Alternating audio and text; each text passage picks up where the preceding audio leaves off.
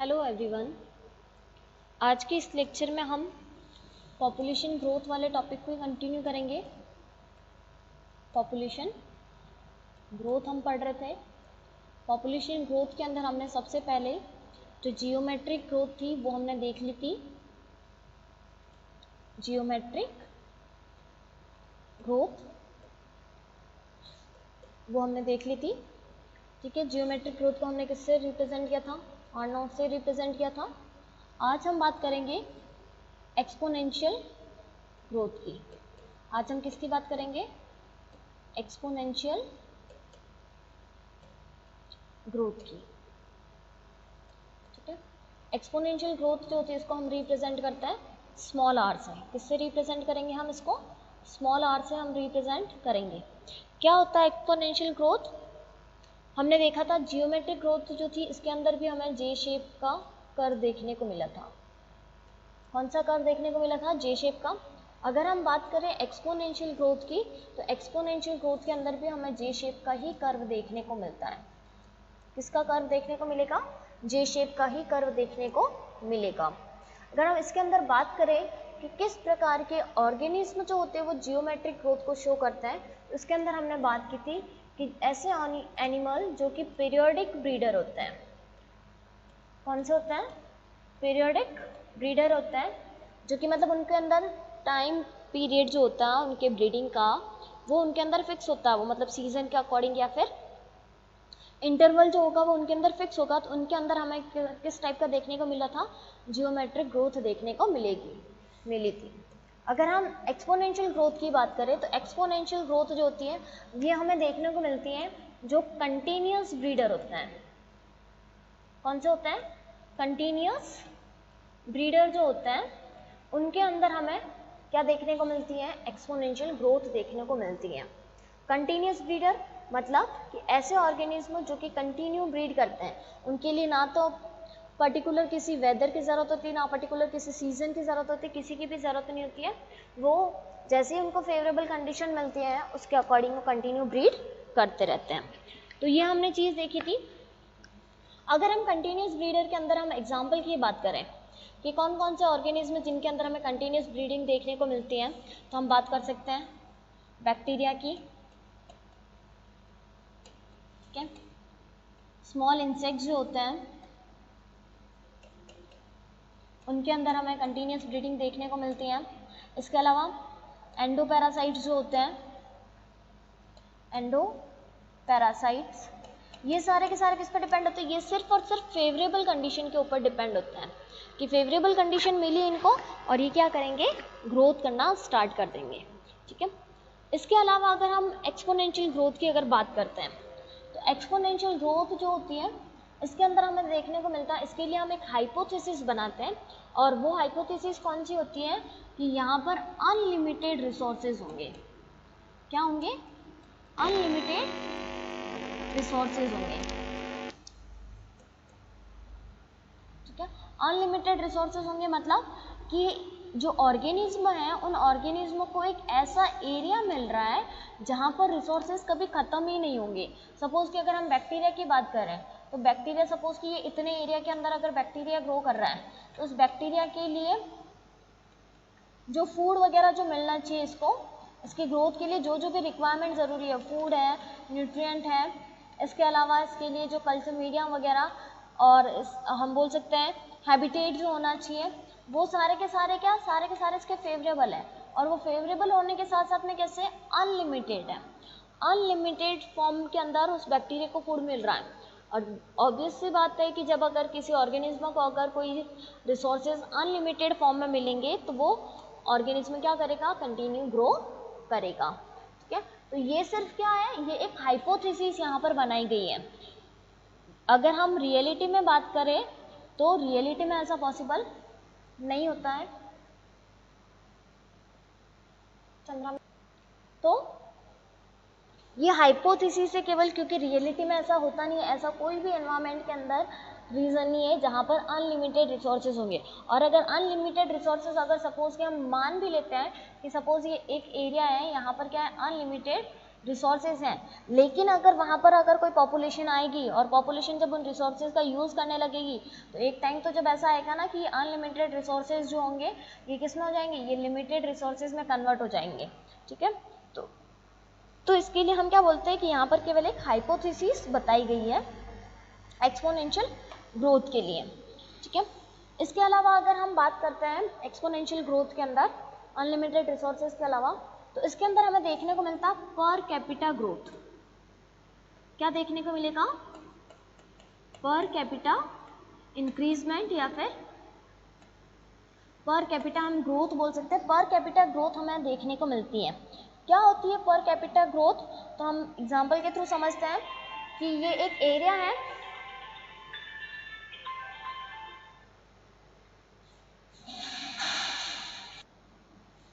तो हम क्या देखते हैं पर कैपिटा इंक्रीज क्या होता है, सपोज कि ये एक एरिया है, यहाँ पर कोई एक पॉपुलेशन रह रही है, ठीक है, उस पॉपुलेशन का नाम है ABCD, ठीक है, ये एक पूरी पॉपुलेशन है, ठीक है, हम स्पीशीज को कंसिडर नहीं कर रहे, हम कंसिडर कर रहे हैं पॉपुलेशन को, ठीक है। तो इसमें से ये जो A वाला जो मेंबर है, ठीक है, ये A वाला मेंबर कितने ऑफ स्प्रिंग को प्रोड्यूस कर रहा है, ठीक है, कितने ऑफ स्प्रिंग को ये प्रोड्यूस कर रहा है, तो सपोज कि ये 5 ऑफ स्प्रिंग को प्रोड्यूस करता है, तो A ने अपना कंट्रीब्यूशन इस पॉपुलेशन को इंक्रीज करने में कितना दिया है, 5 का दिया है, ठीक है। इसी चीज़ को हम क्या बोलते हैं पर कैपिटा इंक्रीज, कि किसी भी पॉपुलेशन के अंदर उसका जो पर्टिकुलर हर एक इंडिविजुअल जो होता है उस इंडिविजुअल का पॉपुलेशन को इंक्रीज करने में कितना कंट्रीब्यूशन होता है उसको हम क्या बोलेंगे, पर कैपिटा इंक्रीज। तो हमें इसके अंदर क्या देखने को मिलता है, पर कैपिटा इंक्रीज देखने को मिलता है। और ये पर कैपिटा इंक्रीज किसके थ्रू देखने को मिलता है, ये देखने को मिलता है बर्थ के थ्रू। किसके थ्रू हमें देखने को मिलेगा, इसको हम क्या बोल सकते हैं, बर्थ, क्योंकि बर्थ हो रहा तभी तो वो पॉपुलेशन जो है इंक्रीज कर रही है, ठीक है। अब अगर हम बात करते हैं इसके अंदर, तो इसके अंदर हमें ये जो R है, ठीक है, ये R जो होता है, R क्या होता है, इसके अंदर R हमने क्या बोला है कि एक्सपोनेंशियल ग्रोथ जो होगी उसको हम किससे शो करेंगे, उसको हम R से शो करेंगे। तो ये R जो होगा, R क्या होगा, तो R को हम कंसिडर करते हैं intrinsic rate of increase, intrinsic rate of increase. अब ये जो R है, R intrinsic rate of increase जो है, तो ये क्या चीज़ है, तो इसको हम देखते हैं, क्योंकि हम एक्सपोनेंशियल ग्रोथ के अंदर R को ही कंसिडर करते हैं मेनली, ठीक है। तो ये किसको शो करता है, ये शो करता है पर कैपिटा इंक्रीज को। ये जो हमने अभी बर्थ की बात किया है ये इसी को ही बताएगा, किसको बताएगा, पर कैपिटा इंक्रीजमेंट जो है वो कितना हो रहा है, ठीक है। इंट्रिंसिक रेट ऑफ इंक्रीज की बात, तो यहाँ पर हम किसकी बात कर रहे हैं कि पर कैपिटा इंक्रीजमेंट जो है वो कितना हो रहा है।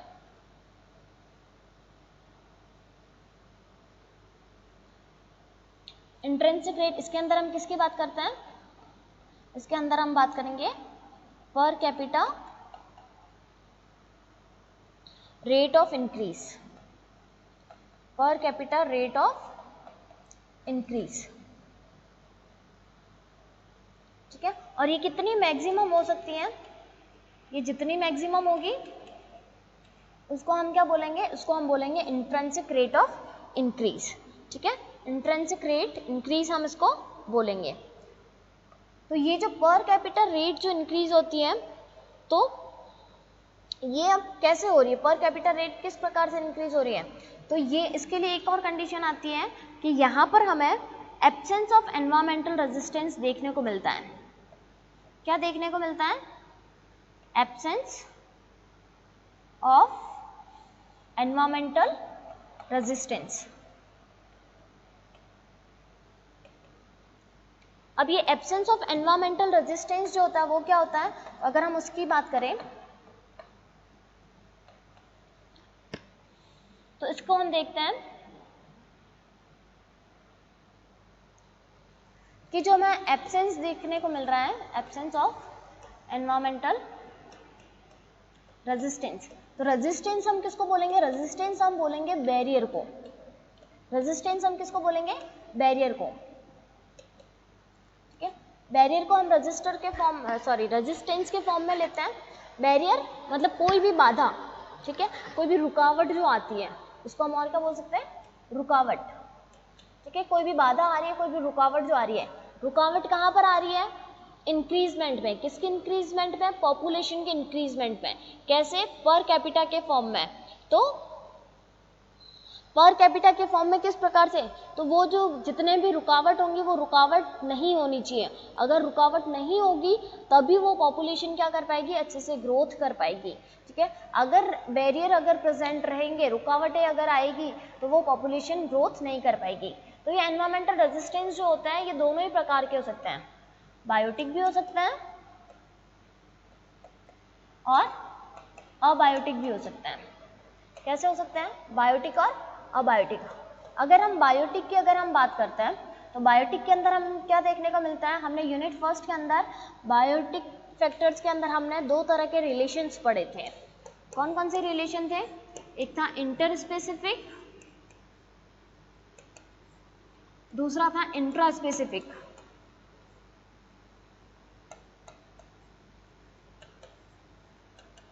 इंट्रा स्पेसिफिक, तो इन रिलेशन के अंदर हमने क्या देखा था, इन रिलेशन के अंदर हमने देखा था कंपटीशन हो रहा है, पैरासिटिज्म हो रहा है,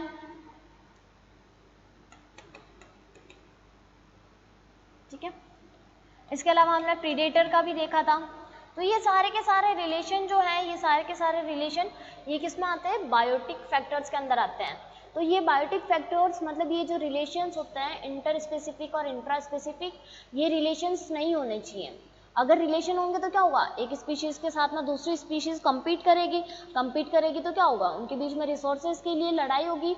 अगर कोई एक स्पीशीज दूसरी स्पीशीज के ऊपर अगर फीड करेगा तो क्या कर रहा है, उसको अपना प्रे बना रहा है, तो प्रे बना रहा तो एक स्पीशीज तो बिल्कुल ही ग्रो नहीं कर पाएगी। तो यहाँ पर क्या बात कर रहे हैं हम कि ये जो रिलेशन हमें देखने को मिलते हैं, ये रिलेशन उस कंडीशन में, किस कंडीशन में, एक्सपोनेंशियल ग्रोथ की कंडीशन में ये रिलेशन एब्सेंट होंगे, ठीक है। अबायोटिक फैक्टर के अंदर अगर हम बात करें तो अबायोटिक फैक्टर के अंदर हम बात करते हैं नेचुरल डिजास्टर की। किसकी बात करेंगे हम, नेचुरल डिजास्टर जो होते हैं। अब नेचुरल डिजास्टर में क्या आ सकता है, नेचुरल डिजास्टर में फ्लड आ सकता है, ड्रॉट हो सकता है, ठीक है, उसके साथ साथ में फायर हो सकती है, वॉल्केनिक इरप्शन हो सकता है, कुछ भी हो सकता है, ठीक है, किसी भी प्रकार का स्ट्रॉम आ सकता है, किसी भी प्रकार का। तो अगर ये अगर आएंगे, अगर सपोज कि इस पर्टिकुलर एरिया के अंदर अगर फायर अगर लग गई है तो क्या होगा, उस पॉपुलेशन जो होगा, पॉपुलेशन की ग्रोथ जितनी भी हो रही होगी तो वो तो पॉपुलेशन डिस्ट्रॉय हो जाएगी, तो फिर से उसको पॉपुलेशन को ग्रोथ करने में तो बहुत टाइम लगेगा।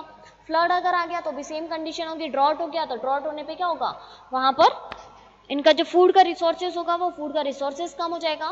तो इस प्रकार से हम बात करते हैं कि जो नेचुरल डिजास्टर होने चाहिए वो नेचुरल डिजास्टर हमें एक्सपोनेंशियल ग्रोथ की कंडीशन में नहीं देखने को मिलते हैं। इसीलिए हमने क्या, सबसे पहले हमने हाइपोथेसिस बनाई थी कि एक्सपोनेंशियल ग्रोथ हमें तभी देखने को मिलेगी जब वहाँ पर अनलिमिटेड रिसोर्सेज होंगे और साथ ही साथ एब्सेंस ऑफ एनवायरमेंटल रेजिस्टेंस देखने को मिलेगा, किसी भी प्रकार की कोई भी बाधा या किसी भी प्रकार की कोई भी रुकावट नहीं आएगी, तो वो पॉपुलेशन क्या करेगी, कंटिन्यू ग्रो करती जाएगी, ठीक है।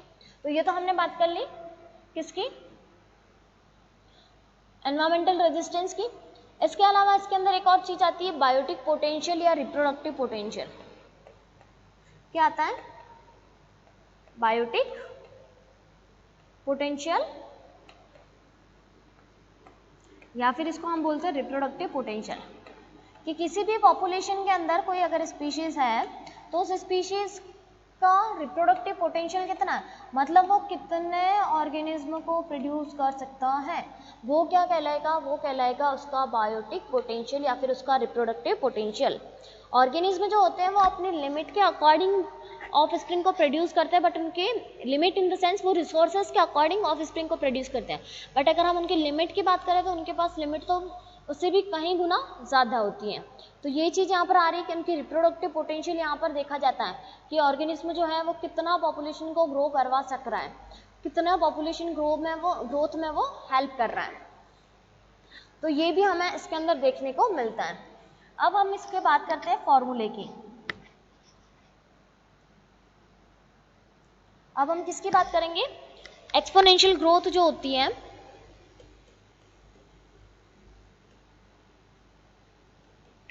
एक्सपोनेंशियल ग्रोथ जो होगी, इस एक्सपोनेंशियल ग्रोथ को हमने क्या बोला है, इसको हम किससे रिप्रेजेंट करेंगे, आर से रिप्रेजेंट करेंगे। इसके लिए जो फॉर्मूला जो होता है कैसे निकाला जाता है,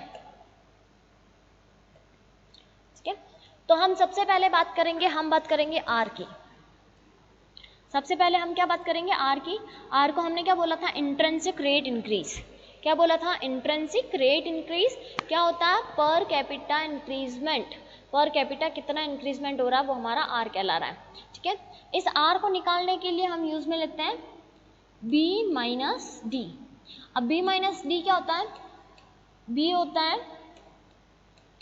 पर कैपिटा बर्थ। क्या होगा, पर कैपिटा बर्थ। और डी जो होगा वो क्या होगा, पर कैपिटा डेथ।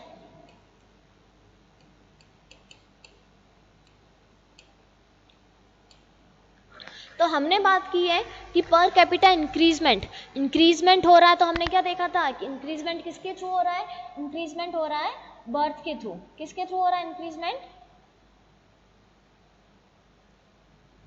ये हमने क्या बात की थी, पर कैपिटा इंक्रीजमेंट जो हो रहा है वो किसके थ्रू हो रहा है, बर्थ के थ्रू हो रहा है, ठीक है। तो हम क्या कंसीडर करते हैं कि आर किसके थ्रू बढ़ेगा, आर का हमें पता कैसे चलेगा, बर्थ के थ्रू पता चलेगा। लेकिन सिर्फ बर्थ हो रहा है तब तो फिर हमें पॉपुलेशन में आना वैसे डिफरेंस देखने को मिल जाएगा कि पॉपुलेशन में इतने नए ऑर्गेनिज्म का बर्थ हुआ है। साथ ही साथ ऑर्गेनिज्म में अगर बर्थ हो रहे हैं तो उनकी डेथ भी तो होगी, पॉपुलेशन जो होगी वो इमॉर्टल तो नहीं होगी। ऐसा तो होगा नहीं कि पॉपुलेशन केवल ऑर्गेनिज्म को प्रोड्यूस ही करेगी, ऑफ स्प्रिंग को प्रोड्यूस ही करेगी, उनके अंदर किसी भी प्रकार की कोई भी डेथ जो होगी, कोई भी हानि जो होगी वो हमें देखने को नहीं मिलेगी। ऐसा तो हो नहीं सकता। तो हम क्या करते हैं, रेट ऑफ इंक्रीजमेंट हमें तभी पता चलेगा जब हम उसमें से क्या करेंगे, टोटल इंक्रीजमेंट को निकालेंगे। टोटल इंक्रीजमेंट मतलब कि कितना बर्थ हुआ है और कितनी डेथ हुई है। तो बर्थ में से अगर डेथ को जब माइनस करेंगे तो हमें उसके अंदर इंक्रीजमेंट पता चलेगा, हाँ टोटल पॉपुलेशन के अंदर इतना इंक्रीजमेंट हुआ है। इसी के लिए हमने यहाँ पर क्या फॉर्मूला लिया, इसके लिए हमने फॉर्मूला लिया R is equal to b minus d, ठीक है। बी को हमने क्या बोला, पर कैपिटा बर्थ और पर कैपिटा डेथ। यहाँ पर हम बर्थ रेट और डेथ रेट को कंसीडर कर रहे हैं। किसको हम कंसीडर कर रहे हैं, बर्थ रेट और डेथ रेट, ना कि सिर्फ और सिर्फ बर्थ और डेथ को। यहाँ हम इनके रेट को कंसीडर कर रहे हैं, बी और डी। तो बर्थ रेट और डेथ रेट जो थी ये मैंने आपको पहले वाले लेक्चर में बता दिया था कि किस प्रकार से बर्थ रेट और डेथ रेट निकाली जाती है। अब हम बात करते हैं कि पॉपुलेशन के अंदर इसको फॉर्मूले को कैसे यूज करेंगे। तो हम बात करते हैं सबसे पहले पॉपुलेशन साइज की। तो पॉपुलेशन साइज को हम किससे रिप्रेजेंट करते हैं, पॉपुलेशन साइज को हम रिप्रेजेंट करते हैं एन से, कैपिटल एन से, ठीक है। अब पॉपुलेशन साइज, ये पॉपुलेशन साइज कब है, इनिशियल टाइम में। पॉपुलेशन साइज हम कभी भी कब कंसिडर करते हैं, हम जब उसकी इनिशियल पॉपुलेशन कब है, सॉरी इनिशियल पॉपुलेशन जो थी वो कितनी थी, ठीक है। उसके बाद में उसमें कितना इंक्रीजमेंट हुआ। तो जब इंक्रीजमेंट हुआ मतलब क्या हो गया, पॉपुलेशन के अंदर चेंज हो गया। क्या हो गया, पॉपुलेशन में चेंज हो गया, ठीक है। पॉपुलेशन चेंज हो गई। अब पॉपुलेशन जब चेंज होती है तो अगर हमें कभी भी चेंज को कंसिडर करना होता है तो चेंज को हम कंसीडर करने के लिए हम किसको यूज में लेते हैं, कौन से साइन को हम यूज में लेते हैं, डेल्टा साइन को। ये ट्रायंगल वाला जो साइन होता है इसको हम बोलते हैं डेल्टा, या फिर इसको हम स्मॉल डी भी लिख सकते हैं। क्या लिख सकते हैं, स्मॉल डी। कभी भी किसी भी चीज़, यहाँ हम पॉपुलेशन की बात कर रहे हैं, किसी भी चीज़ के अंदर अगर जब चेंज होगा तो उस चेंज को हम किससे कंसीडर करेंगे, डेल्टा से। तो यहाँ पर पॉपुलेशन के अंदर चेंज हो रहा है तो वो क्या हो जाएगा, डेल्टा एन हो जाएगा, ठीक है। या फिर ये इसको हम और क्या लिख सकते हैं, मैंने क्या बोला है, डेल्टा को हम और किससे, स्मॉल डी से रिप्रेजेंट कर सकते हैं। तो ये क्या होगा, स्मॉल डी और कैपिटल एन, ठीक है। क्या हो गया, स्मॉल डी और कैपिटल एन हो गया, ठीक है। तो ये हमने बात कर ली पॉपुलेशन चेंज की। अब ये पॉपुलेशन चेंज जो है वो कैसे हो रही है, पॉपुलेशन चेंज हो रही है पर्टिकुलर टाइम इंटरवल के साथ में। ऐसा तो है नहीं कि हम हमेशा के हमेशा पॉपुलेशन चेंज को काउंट कर पाएंगे, पर्टिकुलर टाइम इंटरवल। अब पर्टिकुलर टाइम इंटरवल जो है वो हम स्पीशीज के अकॉर्डिंग कर सकते हैं। जैसे कि बैक्टीरिया के अंदर जल्दी ग्रो होता है तो हम इसके अंदर 3 मंथ का ले सकते हैं, 6 मंथ का इंटरवल ले सकते हैं, 1 ईयर का ले सकते हैं। मोस्टली है ना हम क्या करते हैं, टाइम इंटरवल हम किसका लेते हैं, ईयर के अंदर लेते हैं, ठीक है। जैसे कि अगर हम ह्यूमन बींग की बात करें तो ह्यूमन बींग के अंदर जो हम जनगणना की जो बात करते हैं तो हमारे क्या होता है कि हर 10 सालों के अंदर जनगणना की जाती है। वो जनगणना क्यों? इसी को पता लगाने के लिए कि पॉपुलेशन के अंदर कितना चेंजेस हुआ है, कितने नए ऑफस्प्रिंग आए हैं, कितने ऑर्गेनिज्म जो हैं वो उनकी डेथ हो चुकी है, तो उनका फिर क्या करेंगे हम डिफरेंस पता करेंगे, तो हमें पॉपुलेशन के अंदर नेट चेंज मिलेगा कि हाँ पॉपुलेशन पहले इतनी थी और अब पॉपुलेशन इतनी है। तो हम क्या करते हैं इसके लिए पर्टिकुलर टाइम इंटरवल को यूज में लेते हैं, ठीक है। तो पर्टिकुलर टाइम इंटरवल ये भी चेंज हो रहा है, एक पहले का टाइम एक अब का टाइम, जिस टाइम हम पॉपुलेशन चेंज को कंसीडर कर रहे हैं तो इसको भी हम क्या करेंगे, टाइम को हम टी से रिप्रेजेंट कर रहे हैं, लेकिन यहाँ पर भी टाइम के अंदर भी क्या हो रहा है, चेंज हो रहा है, तो इसको हम बोलेंगे डेल्टा टी, क्योंकि हमने चेंज को क्या बोला है, डेल्टा बोला है, ठीक है। तो इसको हम किससे कंसीडर करेंगे, इसको हम डेल्टा टी से कंसीडर करेंगे। अब ये ईयर के अंदर कितना भी हो सकता है, ठीक है, 1 ईयर हो सकता है, 2 ईयर हो सकता है, 3 ईयर हो सकता है, 4 ईयर हो सकता है, कितना भी हो सकता है, वो डिपेंड करता है स्पीशीज के अंदर, स्पीशीज के ऊपर, ठीक है, या फिर क्वेश्चन में दिए गए टाइम के ऊपर। तो ये हमने देख ली सारी चीजें। अब इसके अकॉर्डिंग अगर हम फॉर्मूले की बात करते हैं तो फॉर्मूला क्या हो जाएगा, हमें निकालना है पॉपुलेशन चेंज को निकालना है, तो हमें निकालना है डेल्टा एन को, ठीक है। तो पॉपुलेशन चेंज कब हो रहा है, पर्टिकुलर टाइम इंटरवल के साथ में हो रहा है, कब हो रहा है, पर्टिकुलर टाइम इंटरवल के साथ में। उसके लिए हम किसको कंसीडर करेंगे, हम एक तो इसके अंदर इंट्रिंसिक रेट इंक्रीज कितनी हुई है, साथ ही साथ इसकी इनिशियल पॉपुलेशन जो थी वो कितनी थी, ठीक है। ये क्या हो गया, पॉपुलेशन चेंज, ठीक है। तो इसके लिए ये फॉर्मूला बन गया, delta n upon delta t is equal to क्या हो गया, आर एन हो गया। अब अगर हम यहाँ पर डेल्टा एन और डेल्टा टी की बात करें तो ये सारी चीजें यहाँ पर लिखी हुई है। डेल्टा एन क्या होता है, पॉपुलेशन चेंज, ये लिखा हुआ है। डेल्टा टी क्या होता है, ये लिखा हुआ है। आर क्या होता है, वो भी लिखा हुआ है, इंट्रिंसिक रेट।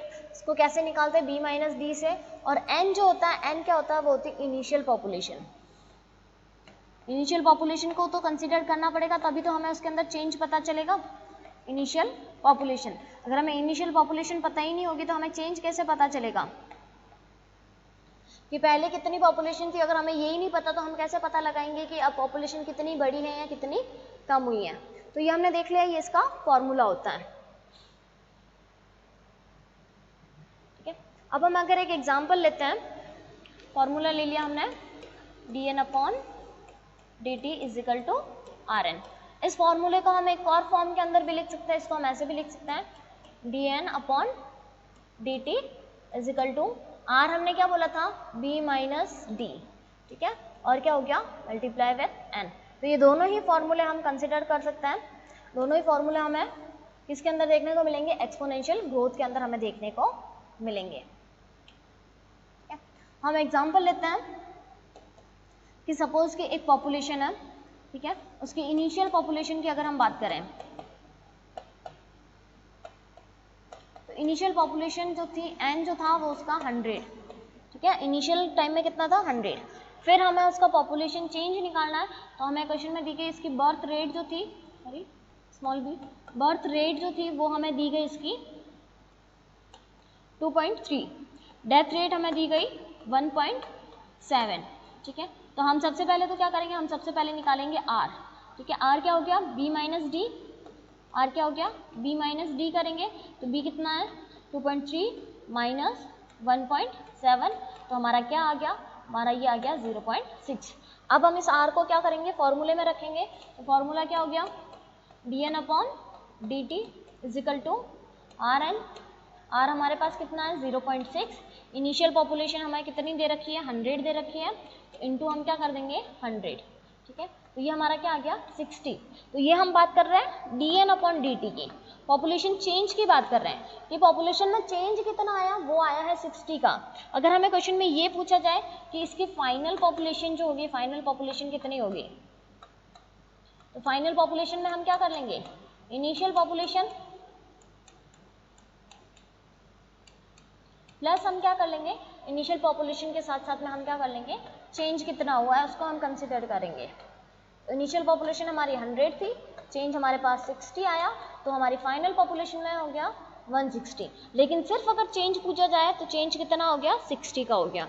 ठीक है, अब हम बात करते हैं इसके ग्राफ की। तो एक्सपोनेंशियल ग्रोथ का ग्राफ जो होता है वो कैसा होता है, जे शेप का ग्राफ होता है। ये मैं आपको पहले बता चुकी हूँ कैसा होगा, जे शेप का ग्राफ हमें देखने को मिलेगा। क्या हम किसको कंसिडर कर रहे हैं, हम इसको वाई एक्सिस पे पॉपुलेशन साइज कैसे बढ़ रही है, ठीक है, और विथ टाइम, इस पे क्या आ जाएगा, इधर टाइम आ जाएगा। तो ये कैसा शो होता है, ये ग्राफ जो होता है, ये ग्राफ कुछ इस प्रकार से बनता है, ठीक है, इस प्रकार से ये ग्राफ कुछ बनेगा। अब अगर हम इसके अंदर देखें तो हमें क्या देखने को मिला, स्टार्टिंग से धीरे धीरे टाइम के साथ में पॉपुलेशन जो है वो क्या हो रही है, बढ़ रही है। टाइम जैसे जैसे बढ़ रहा है वैसे वैसे पॉपुलेशन जो है वो भी क्या हो रही है, बढ़ रही है। ठीक है, फिर एक टाइम ऐसा आता है कि जब पॉपुलेशन जो है वो कंटिन्यू ग्रोथ करती रहती है उसी रेंज के अंदर। पॉपुलेशन तो ग्रोथ कर रही है लेकिन टाइम जो है वो देखो वही है। ठीक है, मतलब ये क्या हो गया, ये हो गया मिड टाइम। कौन सा टाइम हो गया, मिड टाइम, मतलब टाइम तक ये पूरा पहुंचा भी नहीं है, उससे पहले ये इसकी पॉपुलेशन जो है वो इसकी मैक्सिमम ग्रोथ तक पहुंच गई। ये इसकी क्या हो गई, ये इसकी मैक्सिमम ग्रोथ हो गई, ये इसकी क्या हो गई, मैक्सिमम ग्रोथ। ठीक है, टाइम जो है, टाइम कैसा, टाइम तो अभी मिड टाइम ही है लेकिन पॉपुलेशन की ग्रोथ कैसी हो गई, ये मैक्सिमम ग्रोथ हो गई। अब इसके आगे पॉपुलेशन क्या हो रहा है, इसके आगे है ना कुछ अभी बता नहीं रखा है कि पॉपुलेशन स्टेबल है या तो हम क्या कंसीडर करते हैं कि पॉपुलेशन जो है अभी भी क्या कर रही है, कंटिन्यूस ग्रो ही कर रही है। तो ये किस कंडीशन में कंटिन्यूस ग्रो करेगी, क्यों, क्योंकि इसके पास क्या है, रिसोर्सेज जो है वो क्या है, अनलिमिटेड है। ठीक है, रिसोर्सेज क्या है, अनलिमिटेड, तभी तो वो पॉपुलेशन क्या कर रही है, कंटिन्यूस ग्रोथ कर रही है। तो हमें एक्सपोनेंशियल के अंदर हमें इस तरह का जे शेप का ग्राफ देखने को मिलता है। ठीक है, तो इस तरह से हमने ये एक्सपोनेंशियल ग्रोथ देख लिया। नेक्स्ट लेक्चर के अंदर हम लॉजिस्टिक ग्रोथ की बात करेंगे। जो लॉजिस्टिक ग्रोथ होता है वही रियलिस्टिक ग्रोथ मानी जाती है। एक्सपोनेंशियल और ये जो जियोमेट्रिक होती है ये रियलिस्टिक ग्रोथ नहीं मानी जाती है। क्यों, क्योंकि ऐसा कभी पॉसिबल नहीं होता कि पॉपुलेशन जो है वो कंटिन्यूस ग्रोथ ही करती रहे। ठीक है, तो हम उसको क्या बोलेंगे, उसको हम रियलिस्टिक ग्रोथ बोलेंगे। नेक्स्ट लेक्चर के अंदर हम लॉजिस्टिक ग्रोथ करके